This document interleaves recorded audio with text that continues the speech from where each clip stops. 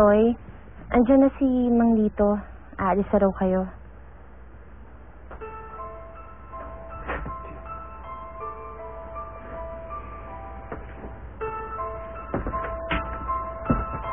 Toy, mag-iingat ka. Sana pakinggan kayo ni Mayor.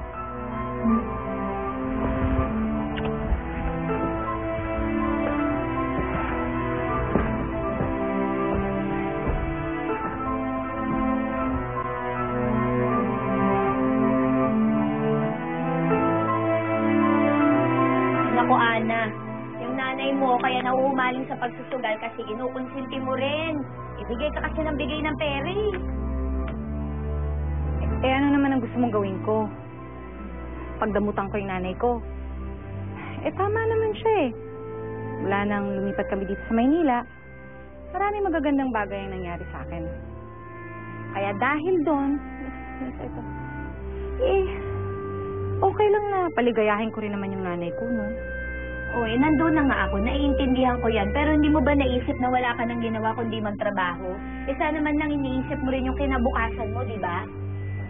Connie, may savings ako. Ako pa. Ayoko na yatang bumalik sa buhay mahirap, no? Isip ko pa nga lang, takot na ako eh. Kaya, ipon naman ako ng ipon. Ang OA mo naman. Sa estado mo yan, sa career mo, hindi ka na maghihirap, no? Ang ibig ko sabihin, pag sinabi ko yung future, maghanap ka man lang ng mahusay-husay na papa para magkaroon ka naman ng mas bright na future with your future family. Diba? Tsaka, di ka na bata, no?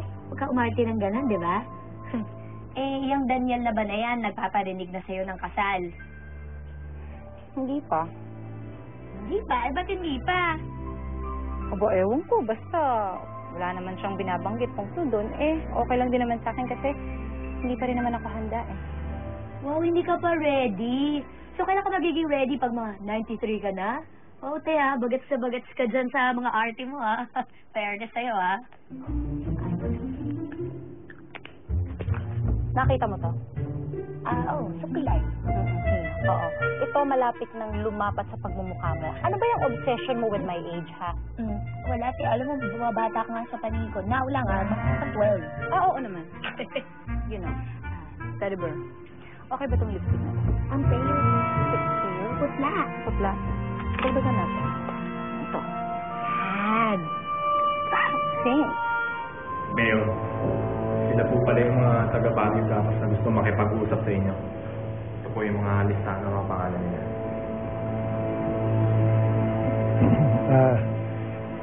Mayor, pasensya na po kung naabala kayo. Nagkaroon ho ng konting problema doon sa aming sakahan. Naparoon ho yung mga tauhan ni Mr. Hernandez.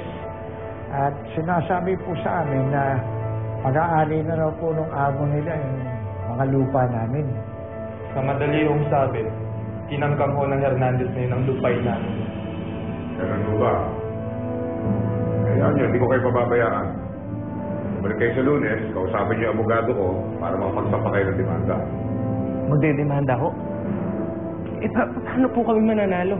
Ang balita ho namin siya yung pinakamayaman na tao dito. Paano po kung bumalik uli yung mga tauhan ni Hernandez at Manggulo? Hayaan niyo ho, ang korte na nga po ang magdidesisyon kung ano yung tama eh. Sige na po, pwede na ho kayong umuwi.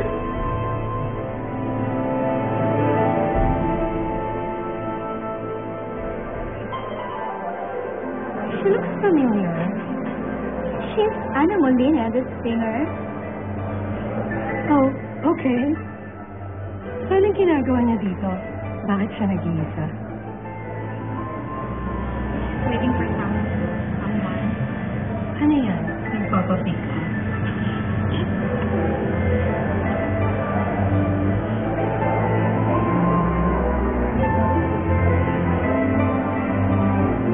Kung okay na sa inyo ang proposal namin, maybe we can sign the contract already.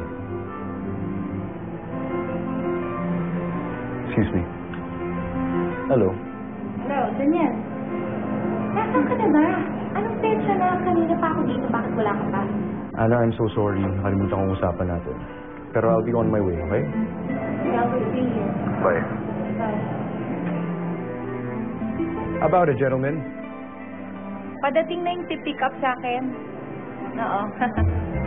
Kaya huwag na kayong tumingin dito. Baka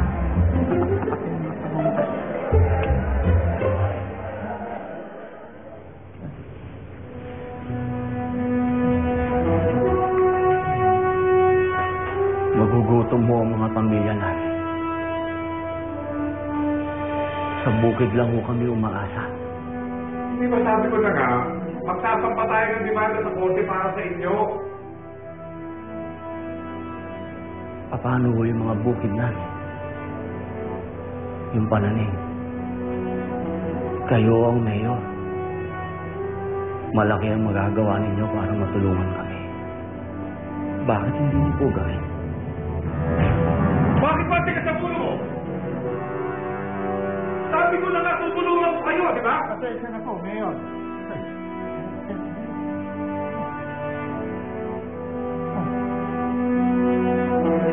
Hoy, ikaw!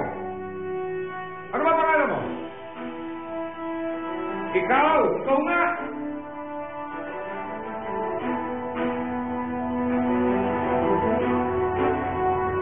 Magtanggol.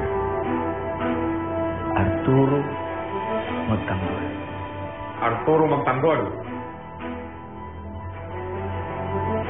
Totoy na lang po.